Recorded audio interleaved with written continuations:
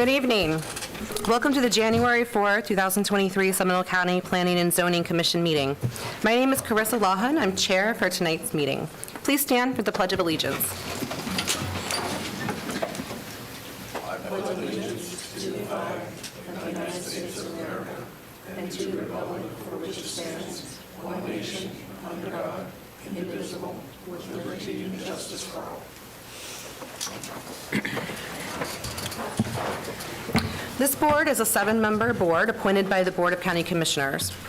A quorum has been established to hold tonight's meeting. Is that correct, Stacia, even if we're still waiting on, we're not waiting on anyone else, right?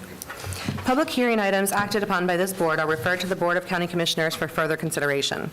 Board members present tonight are Commissioner Carissa Lawhon, myself, Commissioner Richard German, it says Robert here, Commissioner Dan Lopez, Commissioner Tim Smith, and our newest board member to my right, Commissioner Mike Lorenz. Staff present tonight are Mary Moskowitz, Planning and Development Manager, Paul Chibok, Acting County Attorney, Bill White, Professional Engineer, Development Review, Doug Robinson, Principal Planner, Annie Siloway, Senior Planner, Hillary Payton, Planner, and Stacia Henry, Clerk to the P&Z Board. And Tonight, Madam Chair, just for the record, Desmond Morrell for the Seminole County Attorney's Office. thank you. Tonight's meeting will go as follows. Staff will introduce an item. The applicant will then present the item. Audience members wishing to speak will then be heard. Please make sure if you wish to speak that you complete a comment card and give it to the clerk. Comment cards are located in the lobby. Audience speakers should restrict their comments to information directly related to the item being heard. Audience speakers will have 3 minutes to speak or 6 minutes if representing a group. When called, speakers should approach the microphone and then provide their name and address for the record. The board may ask questions of each speaker. After all speakers have been heard, public comment will then be closed. The applicant will be given a chance for rebuttal. Any items shown, such as videos, presentations, pictures, or maps, must be left with the clerk for the public record. Items shown from electronic devices should be emailed to the clerk. A motion will be made and seconded. Board discussion may occur, and then conclude with a vote. I will request a roll call vote for any split votes. The first item on the agenda is approval of the proof of publication. Do I have a motion? I make a second. Second. All in favor? Aye. Aye. Opposed? Okay, seeing none, proof is approved. Next, we're going to move to approval of the minutes. Do I have a motion? Motion. Second. Second. All in favor? Aye. And the motion carries. The first item on our agenda tonight is a technical review item. It's the Myrtle Preliminary Subdivision Plan. Madam Chair, before we begin, I believe we have a brief statement from our acting county attorney. Sure. Excuse me? Mayor? Okay. Good evening, Paul Chibok, Acting County Attorney. Just want to get a technical matter out of the way. Carissa Lewin is technically a holdover commissioner at this point in time. There was a mix-up in the commissioner's office where the appointment technically expired as of the first of the year. We have been in communication with the commissioner's office. His intent is at the January 10th meeting to reappoint you for another term, effective back to January 1st of this year. So again, we just wanted to put that on the record, so there is no issue. We'll consider it a holdover. You have full voting rights, et cetera. And I just wanted to state that so there is no issue. Also, in planning of the county attorney's office and to give more breadth and depth to our staff and attorneys, Desmond Morrell, who I've been working with for many years, and you've seen periodically will be taking over the Planning and Zoning Commission board meetings on a regular basis from this point forward. Nice. So, Desmond. welcome, Desmond. And with that, if there's any questions? Questions from the board? No. None. Okay, thank you. Thank you. Item number 1, the Myrtle Preliminary Subdivision Plan. Annie Siloway is up.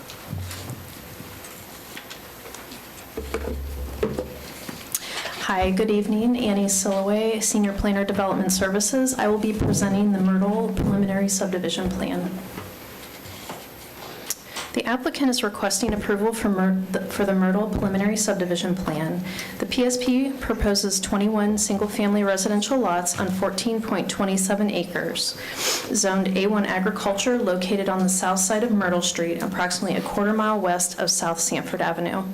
For the Seminole County Land Development Code, Section 30.481, Urban Conservation Village Design, properties located within the overlay with a suburban estates future land use designation may be developed as a single-family residential subdivision with a maximum density of 2 dwelling units per net buildable acre as a cluster development under the specific design criteria of the overlay without the requirement of a future land use amendment or rezone. The proposed development will be developed at the maximum 2 dwelling units per net buildable acre. All internal roads will be public and utilities will be provided by Seminole County. The PSP complies with all the conditions of the Seminole County Land Development Code, Section 30.481, Urban Conservation Village Design, the Myrtle Final Development Plan, the Developer's Commitment Agreement, and Chapter 35 of the Seminole County Land Development Code. And the final development plan was approved by the BCC on Board of County Commissioners on December 13th, 2022. Staff recommends the approval of the preliminary subdivision plan for the Myrtle subdivision. And that concludes my presentation. Thank you. Questions from the board? Anyone? All set? In that case, there's no applicant, I guess, on this one. So would anyone like to speak in favor or against this item? The applicant is here. Would the applicant like to speak? Okay. And we have no speakers on this item, at least on my list here. So in that case, we'll close public comments and open it up for board discussion or a motion. Anyone? Madam Chair, I move we approve the Myrtle preliminary subdivision plan as submitted. I guess that's it. That's a technical item. We're just approving that plan. So. Right. Second. Okay. Motion and a second. All in favor? Aye. Aye. Against?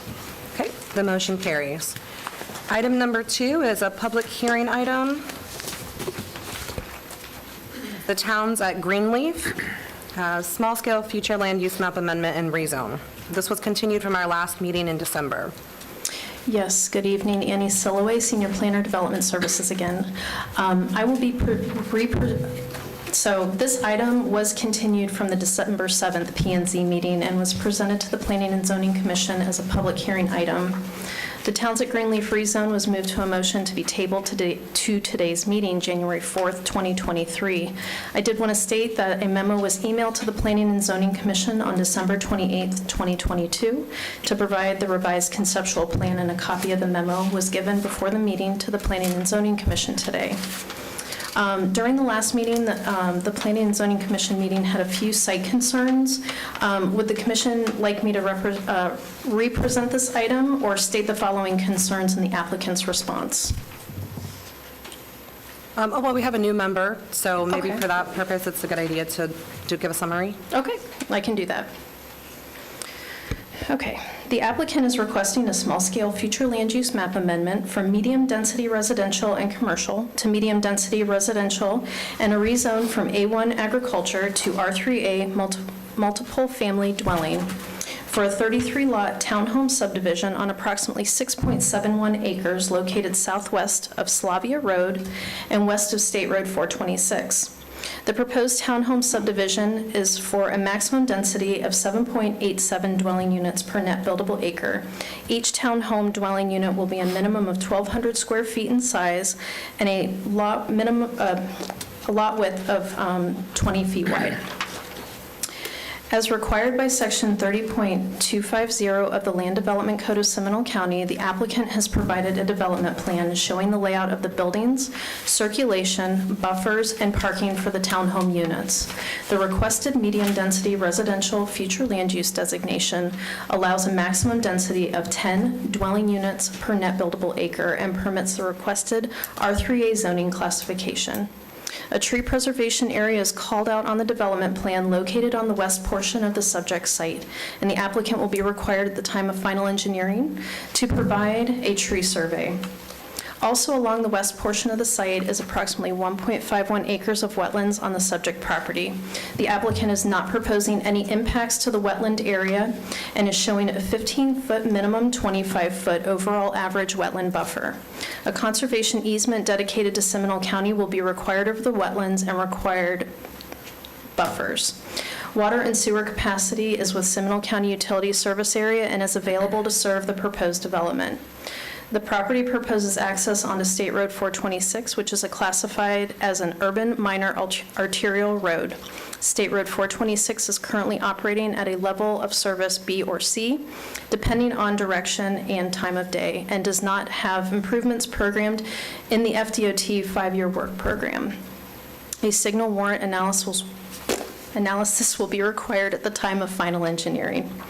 The proposed project is located within the Howell Creek drainage basin and may have a constrained outfall with limited downstream capacity. Therefore, the site will have to be designed to hold the entire 25-year, 24-hour storm event.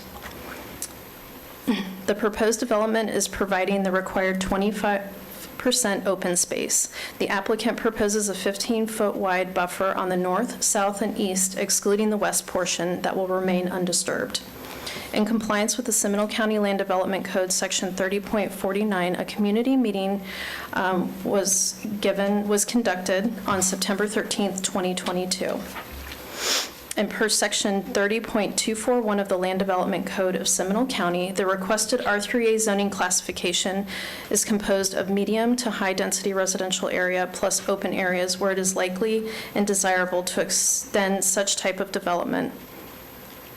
The R3A zoning classification permits 1, 2, and 3-story apartment buildings, townhomes, and condominiums.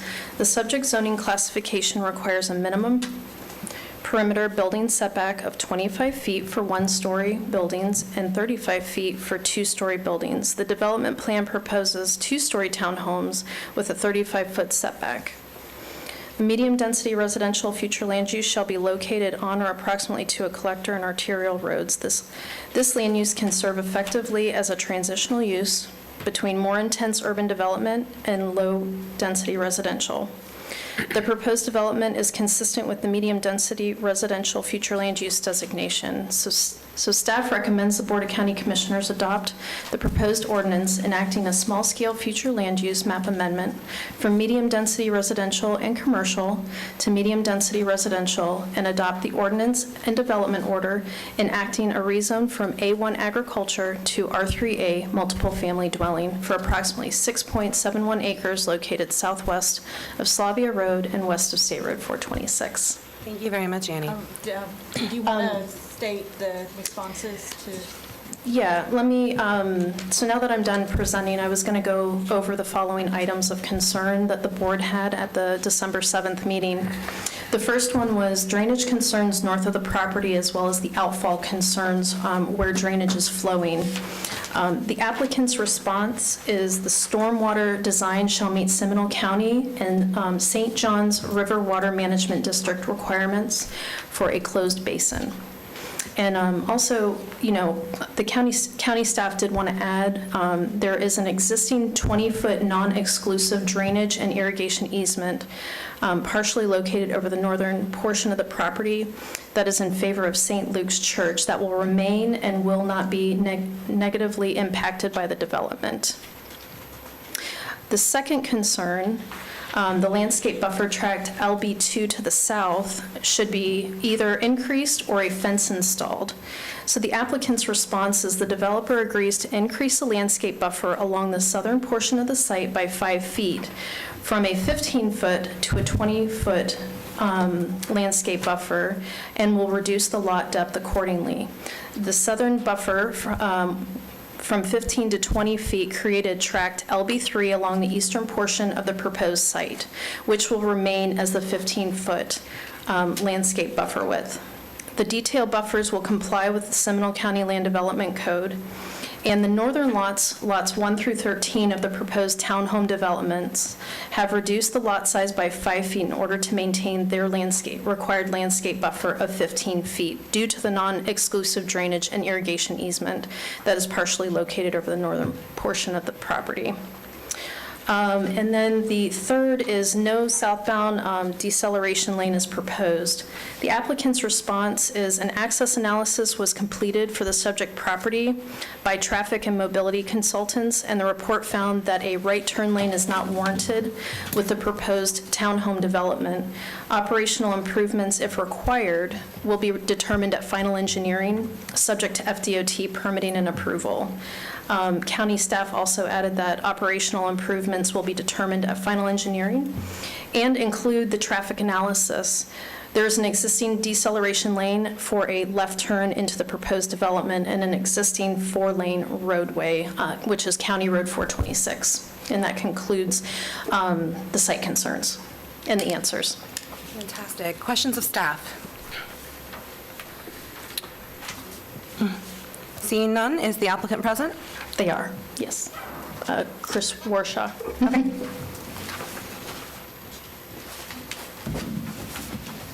Should we use that one or this one? Yep.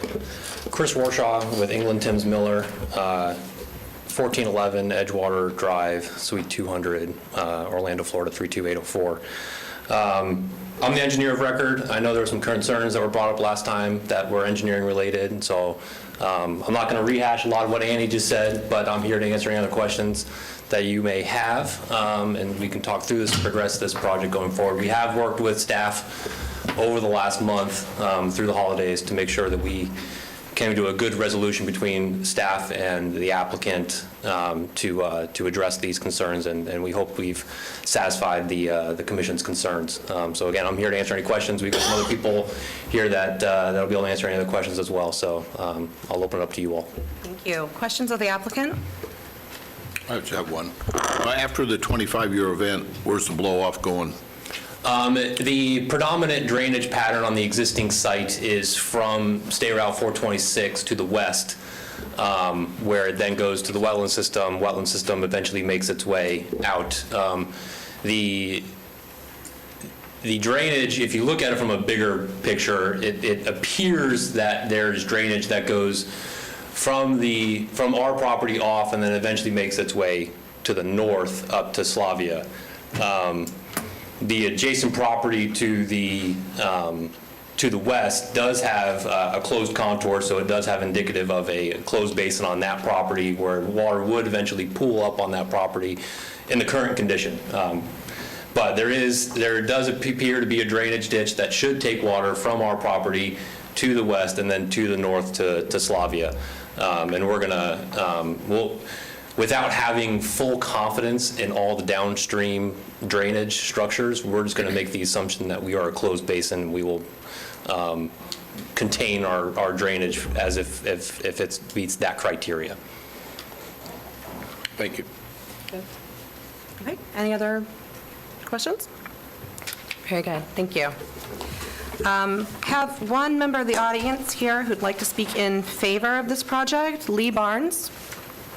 You can come up and state your name and address for the record.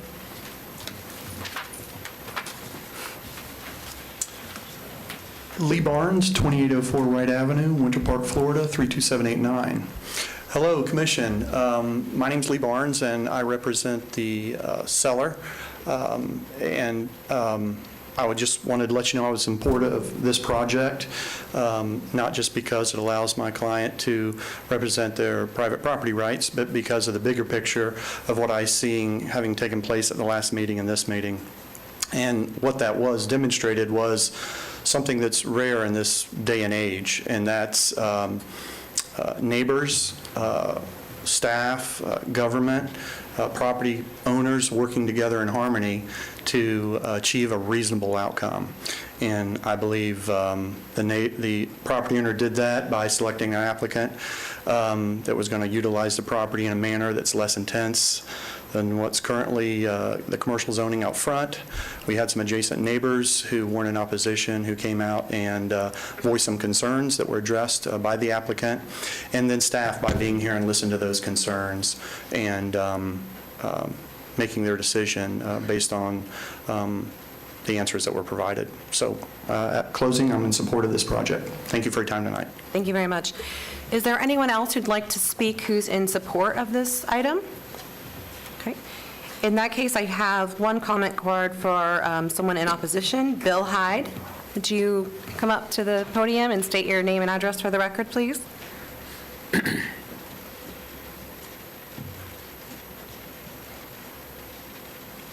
Good evening, Commissioners. My name is Bill Hyde. I live at 2379 Audley Street in Oviedo.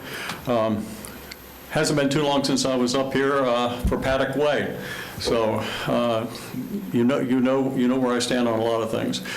I've been around a long time. I've been around since before Burt Harris and all that stuff, so I pretty much know how these things go, and I understand the property rights.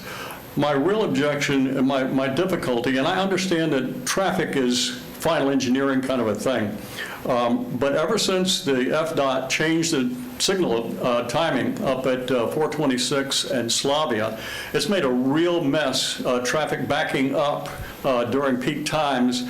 And I heard at the last meeting mention of a traffic light, a traffic signal possibly at this juncture.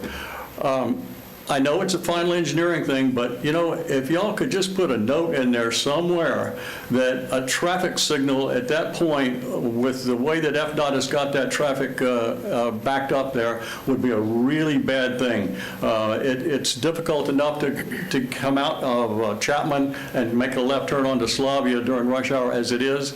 Adding another light there would only make things worse. So again, I know it's final engineering, but if you can somehow pass the word up the line that we have some real concerns about that mention of a traffic signal, some of us would appreciate it, those of us who have to drive it every day. Thank you very much. Thank you. Okay, is there any other member of the audience who'd like to speak in favor or in opposition to this item? Seeing none, we'll close public comment. Would the applicant like to address anything that was brought up? No? You okay? Okay, very good. Board questions, discussion, or a motion? Madam Chair, I recommend the Board of County, I move that we recommend the Board of County Commissioners adopt the proposed ordinance enacting a small-scale future land use map amendment from medium-density residential and commercial to medium-density residential, and adopt the ordinance and development order enacting a rezone from A1 agricultural to R3A multifamily dwelling for approximately 6.71 acres located southwest of Slavia and west of State Road 426. Second? All in favor? Aye. Aye. Opposed? Okay. Seeing none, that motion passes. Item number 3 is our Food Fair Fern Park special exception.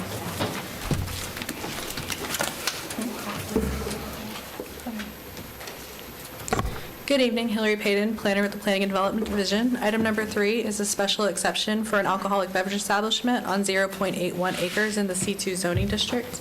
The applicant is requesting to operate a permanent alcoholic beverage establishment at a food truck venue where there will be beer and wine for sale for on-site consumption.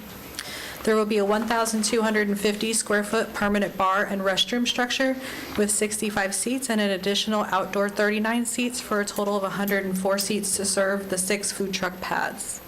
The hours of operation will be 11 a.m. to 10 p.m. each day.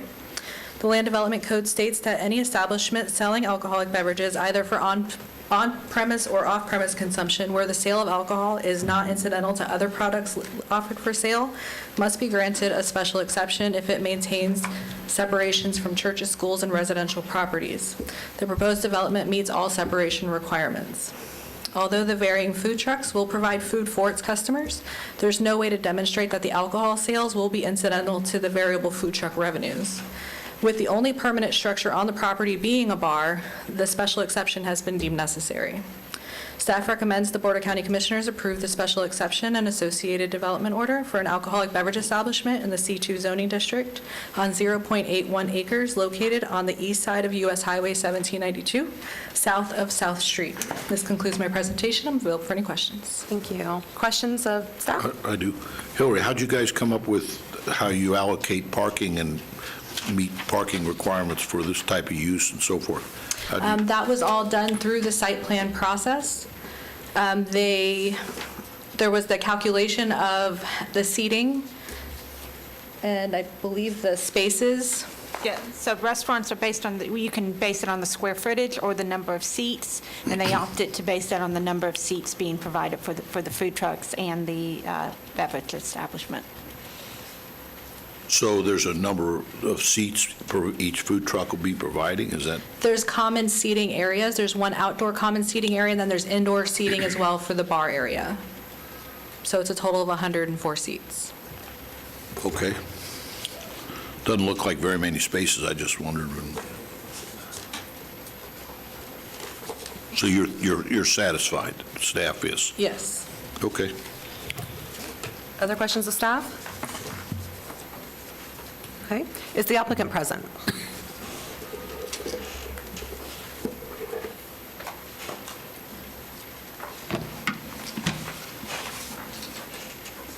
Hi, good evening. My name is Corey Sittler. I'm the engineer of record, 189 South Orange Avenue, Suite 1000, Orlando, Florida, 32801. So I'm representing the owner of the project.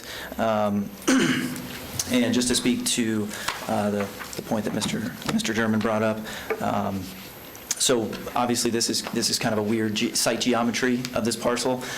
So site circulation and required parking were kind of a limiting factor here. So that was one of the things driving the amount of seats that we were allowed to have in the common area between the food trucks. But again, as Hillary mentioned, the parking does meet Seminole County Code. We have had a community meeting with the neighboring residents a few weeks ago where they voiced a couple of their concerns, which are included in the application package. And, you know, we thought that meeting was very successful. We talked through some of the concerns that they had and how we're addressing those. And we agree with staff's recommendation, and I'm here to answer any questions you may have. Any questions of the applicant? How many food trucks will be on site at a given operational time? There's going to be six spaces for food trucks. And they'll come and go? Is that how this operates? I mean, Do you want to speak to that? Go ahead. Hello, Keith Silverman with V3 Capital Group, 496 South Hunt Club Boulevard, Apopka, Florida. So the concept here, so our sister company is Strive Senior Living, which is the senior living facility that is right next door to us. So this site sort of allows us to control our front door. So operationally, these would be short-term leases. So at the shortest term, you'd see about 3 months, and at the longest term, you'd see about a year. So the intent here is that these trucks have access to water, power, sewer, and it is a sort of a clean space that food truck operators, it's an elevated food truck product. I hate the way that sounds, but that's really the goal here is Seminole County right now, to my understanding, doesn't allow food trucks without a special event permit. So this gives these operators an opportunity to create a fan base, if you will, and stay and have a safe place they can operate that's well lit, they can serve food. And we actually have the parking that is below this. You can see a fainter outline. We actually own that parking as well, and we'll have a cross-parking agreement sort of with ourselves here, the operator of the senior living facility, and Food Fair. Anything specific I can answer for you? Any other questions of the applicant? thanks for pointing out the parking. I see, that makes Yes, sense. Yeah, I have one question. Is there any concern about pedestrian traffic? I know there's there's a couple hotels in the area that this might draw. So my understanding right now is that the sidewalks that are there would allow access. I don't have, in my opinion, do you have any issue with pedestrian traffic? There's a, Let the expert talk. there's an intersection just south of here, on the other side of, there's a Family Dollar and then a Steak and Shake. So that would provide the pedestrian access, and then we're providing a sidewalk connection to the right-of-way, right at the front of the property. Perfect, okay, thanks. Any other questions of the applicant? Okay. Very good. Would any member of the audience like to, if you'll just hang around in case we need to address anything from the audience. Any member of the audience was to speak in favor of this item? No? Okay, I've got a couple comment cards in opposition. I've got Garrick Jackson. State your name and address for the record. My name is Garrett Jackson. I live at 1560 North Carrollwood Boulevard. I oppose this movement. I've been living in this area since 1993. Can you hear me? Yes. Since 1993. It's always been a quiet neighborhood. You can literally hear a pin drop. Now, we've been having meetings.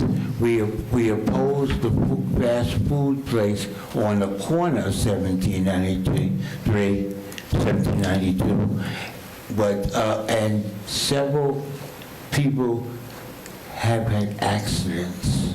Now, that area that you're talking about, I'm realizing that the nursing home owns that piece of property, so, So I'm appealing to the heart of this commission. Would you want a food, that's right in back of our houses, would you want a food truck and alcohol served in back of your house? I'm pretty sure that most of you live in a very quiet neighborhood. So do I. This is not going to help. Why don't you make a park there and have an opening from the nursing home so they can walk through? Put a fountain there. Put trees there. Why alcohol? They drove out the I won't just call it straight out, the sex clubs. They drove that out. Now we're going to bring in alcohol? That's just a turn of what's going to really happen. Thank you for listening to me. Thank you. I have Jim Milligan.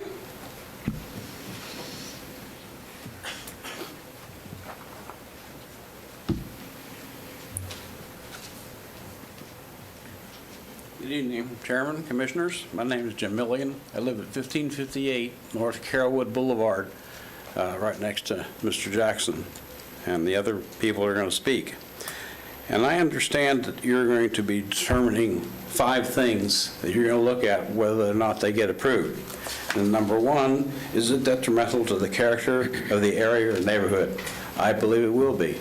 When Checkers got in there, they didn't seem to be a problem, but the way the roads are designed, people are coming in at lunchtime either using Lake of the Woods or 1792. When one car gets in that turn lane, either side, it blocks cars trying to make its way to their own subdivision. Number 2, does it not have an unduly adverse effect on the existing traffic patterns, which I just explained? And you can't put a light right there because there's one down at Lake of the Woods in 1792. So they're going to have to also use that turn lane if they're coming south to get into this area. Number 3, is it consistent with your county's vision of 2020 comprehensive plan? I'm not sure I understand that whole plan, but I don't think that this would go along with your vision for 2023 and further. Number 4, does it meet any additional requirements specified in code section authorizing use in a particular zoning district or classification?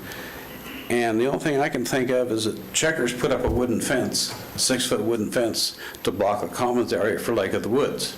Now, I haven't heard the Fern Park people say that they're going to do anything to put a fence up there to block, but we would have to see people parking in the lot, throwing beer cans around. I know that sounds pretty bad, but I'll leave this with the secretary. This is what I look at. If you'll put the map back up there showing everything. Okay. give this to the secretary.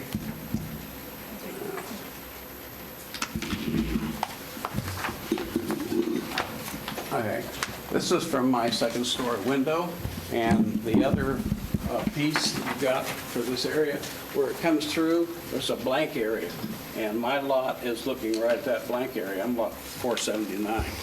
So the other people, a little bit further, they're going to look right at the food trucks and the 50 parking spaces.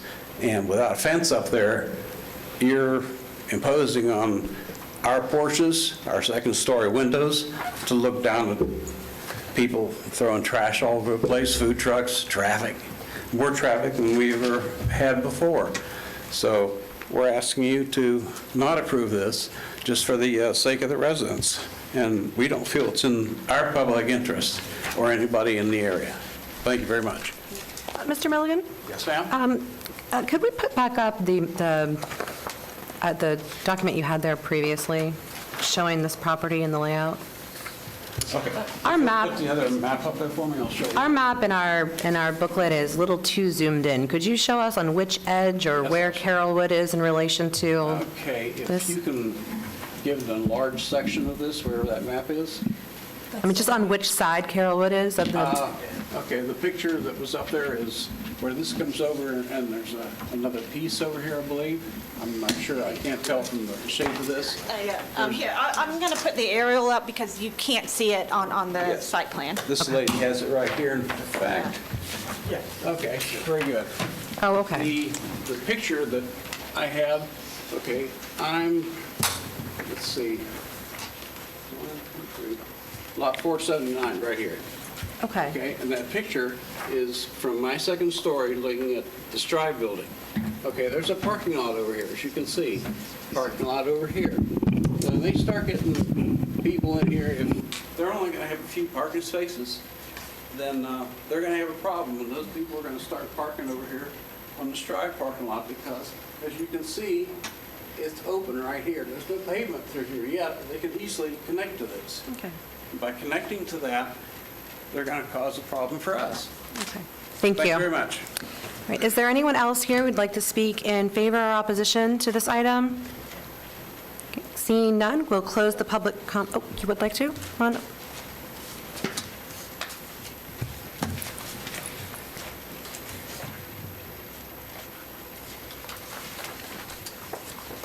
Just state your name and address for the record, and then afterwards get with Stacia to fill out a comment card. My name is Andrea Brooks. I did fill out one that I wasn't going to speak, but I've changed my mind. I live at 1562 North Carrollwood. And you do, when we look out of our bedroom window, is right at the parking lot of where these patrons would park. I'm concerned with that. I think we do need a privacy fence up. I was one of the 3 people that went to this meeting that they had at Strive. And when I came back home, I couldn't figure out, orientate myself to what they were talking about until I came back home and walked the fence line, and I saw how close everything was to our bedrooms and the back of the houses. So that concerns me. I think we do need a privacy fence up because the hours are going to be, like you said, 11 to 10 p.m., and it's going to be a lot of things going on. Another great concern of mine is the safety of pedestrians. There have been several fatalities at 1792 in Lake of the Woods. We have personally experienced one with my husband's brother, who was a pedestrian. He was killed in the last 2 years. And there have been others. And with these motels across the street, they would have to, it's right in the middle of everything. They would have to walk up to the stoplight to cross, which even his brother was in the crosswalk and it didn't protect him. Or they would go down to the other way. You would turn into Lowe's Hardware and come across there. I can see people trying to go across 6 lanes of traffic, and you know how busy 1792 is. So that's a great concern of mine. And then the vehicular traffic, People going south on 1792 would have to go to Lake of the Woods, make the U-turn, and come back up into the parking lot. So I feel like a safety traffic study and a safety study of pedestrians and what have you should be done first. And then go from there. But if it is approved, I think we definitely need a privacy fence or something. But I would be in opposition to of the alcohol license.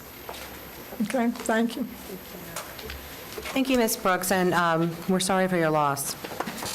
Would the applicant, at this point, I guess we'll close public comment. Would the applicant like an opportunity to speak to some of the concerns that have been raised? Yeah, I can go ahead and speak to a few points that were brought up by the residents. One of the points was concern about traffic circulation on the project. This project doesn't generate enough trips to warrant a right turn lane or any modifications to 1792. And I'll speak to the on-site circulation of the project. Since there is the connections to the parking lot to our south, you can see that there's a good plan for vehicular circulation within the site. You know, they come in past the dollar store, and then they come up to an intersection, and then they actually have to come back and turn around to exit the site. So in terms of stacking within the project, there's not only stacking allowable within the cross-access, but also within the site itself if there's multiple cars stacking up during peak times. So I think that'll help with some of the traffic circulation issues. You know, there was a lot of mention about a privacy fence along the Strive at Fern Park development. I do want to focus on this parcel specifically, this development specifically, as that's what we're applying for. That's what this project that's what this project is proposing on. It's this alone parcel, not the Strive development that's permitted and built and constructed. There is an aluminum, a 6-foot aluminum fence along the entire southern boundary of the Strive development. I happen to also be the engineer of record for that development, so I know that project a little bit in more detail. There's also the required landscaping that we were required per code, not only along the south of the Strive development, but also this development. We have required landscape buffering along all sides of the project, which should help with some noise that was brought up, as well as you know, an aesthetic perspective. You know. So there's almost 2 layers of landscape buffering between the residences and this parking lot here. There was also mention about inconsistency with the surrounding with the comprehensive plan and surrounding uses. This is consistent with the comp plan. This is a mixed future land use designation and a C2 commercial zoning. So we're well within the consistent use for this property. I will also like to point out that this was originally supposed to be in O'Reilly's way back in the day, a couple years ago. There was a couple issues that they didn't develop, but we think that we're adding value to the property. Really, there's not a whole lot that can go here from a development standpoint.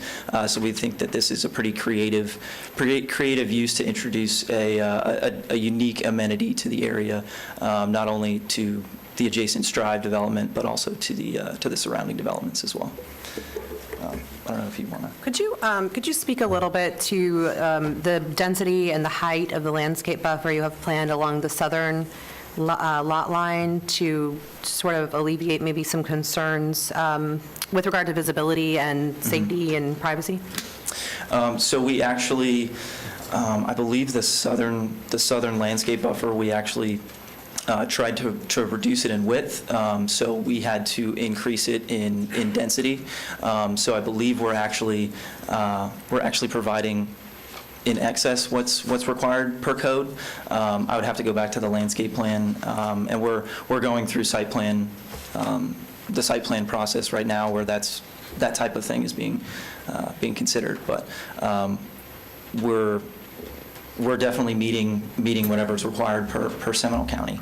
I can't speak to actual heights of the landscaping. I'm not the landscape architect, unfortunately, but it is the typical landscaping required per code.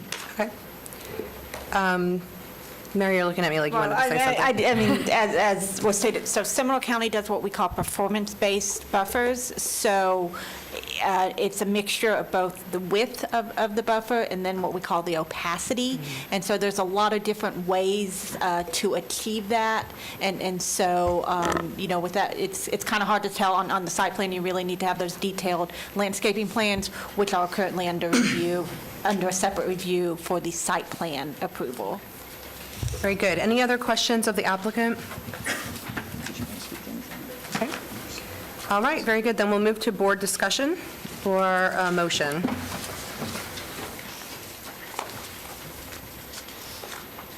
Anyone?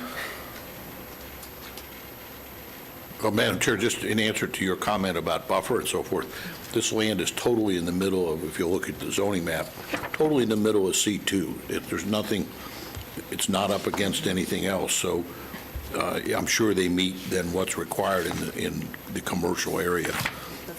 And it'd be hard for county to enforce anything beyond that. All that being said, and it's also on 192, so that, I don't know whether that's a positive or negative, but all right, I'll make the motion to recommend the Board of County Commissioners approve the special exception and associated development order for an alcoholic beverage establishment in the C2 zoning district on .81 acres located on the east side of U.S. Highway 1792, south of South Street. Do I have a second? I'll second. With a motion and a second, all in favor? Aye. Aye. Any opposed?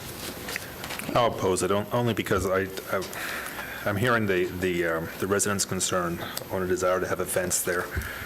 And I think with this type of establishment, the opportunity for people to be walking around and perhaps expanding out of this parcel exists.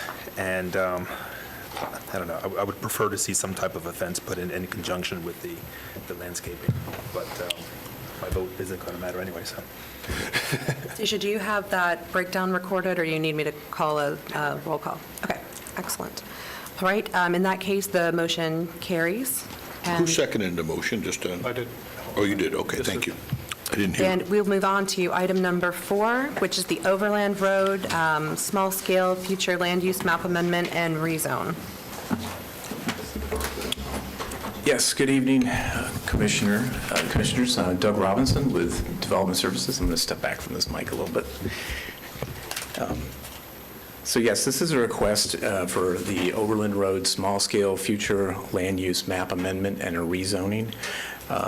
The applicant is requesting the small-scale future land use amendment from commercial to industrial future land use, and a rezone from C2, which is retail commercial, to C3, general commercial and wholesale. That would occur on the two parcels that are shown on the right in the aerial in the red highlighted area. They're approximately areas about 3.19 acres. It is located on Overland Road. It's just west of Orange Blossom Trail, and it's approximately 270 feet north of the Seminole County, Orange County line. I believe you can see that on the site map on the left side of the screen. The applicant is, I'm told, proposing to develop the property as a semi-trailer tractor storage lot. So there would not be any overnight staying on the property, just a storage lot for the trucks. The property proposes access onto Overland Road, and that is a county-maintained road, which has a classification as a local road. The site is located within the county's utility service area.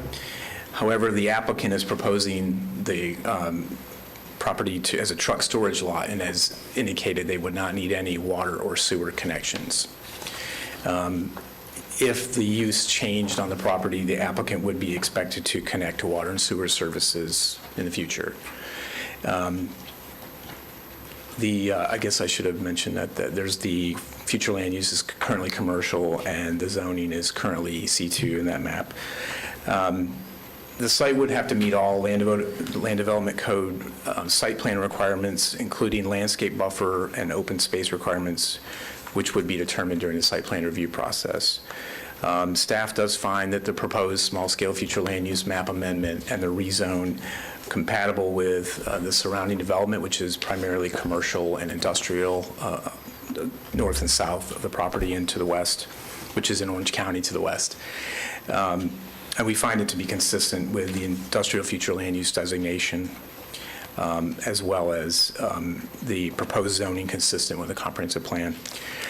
Virtual community meeting was held on December 8th. The applicant indicated that there were no participants in that meeting. With that, staff recommends that the Board of County Commissioners adopt the proposed ordinance enacting a small-scale future land use amendment from commercial to industrial and a rezone from C2 retail commercial to C3 general commercial and wholesale on 2 parcels totaling approximately 3.19 acres located on Overland Road just west of Orange Blossom Trail and approximately 270 feet north of Seminole County line. That concludes my presentation, and I'm happy to entertain any questions you may have. Thank you. Any questions of staff? Is the applicant Wait, present? I have one. Okay. Doug, did they happen to submit any, I know we're not approving any site plan. Right. But did they happen to submit anything that you saw, just out of curiosity? No, as a concept, no. Okay. So we'll see it later then? Yes, during the site plan process. You're welcome. Okay. Any- Is the thank you. applicant ready? Yes. Hello, I'm Brian Potts, 2494 Rose Spring Drive, Orlando. Appreciate staff's presentation. I'm here to answer any questions. Any questions of the applicant? All right. I don't see anyone in the audience to speak for or against. So we will close public comment. Board questions, discussions, or a motion? Haven't seen too many go from C2 to industrial. Unusual. Am I going to have to make all the motions tonight? I'll make a motion. I'll make a motion to recommend the Board of County Commissioners adopt the proposed ordinance enacting a small-scale future land use map amendment from commercial to industrial, and adopt the ordinance enacting a rezone from C2 to C3 for approximately 3.19 acres located on Overland Road just west of Orange Blossom Trail and approximately 270 feet north of the Seminole County line. Do I have a second? Second. Okay. All in favor? Aye. Aye. Opposed? Okay, very good. Next, we'll move on to closing business. Mary, do you have any report or any business for us to discuss? No, just a welcome to our new commissioner, Mr. Lynn, so thanks for joining us. And I know you had an item on your agenda for the election of the vice chair. We do not have a full commission today, so you may want to continue that to your next meeting. Moving on to that item, if it's the board's pleasure, we could postpone this until our next regularly scheduled meeting. Otherwise, if not, well, we can go ahead with the vote tonight. Madam Chair, I think we should postpone this since Commissioner Smith, the other Smith, is not here. Yes, sir. And we have a new commissioner, so I don't think there's any sense of urgency. You're here tonight, so we didn't need a vice chair. And you're usually here so we'll see what happens. So I move we postpone it to the next meeting. I second. All right, very good. All in favor? Aye. Aye. All right, we will take it up next meeting then. And if there's no other business, then we'll be adjourned. Ask me about anything there.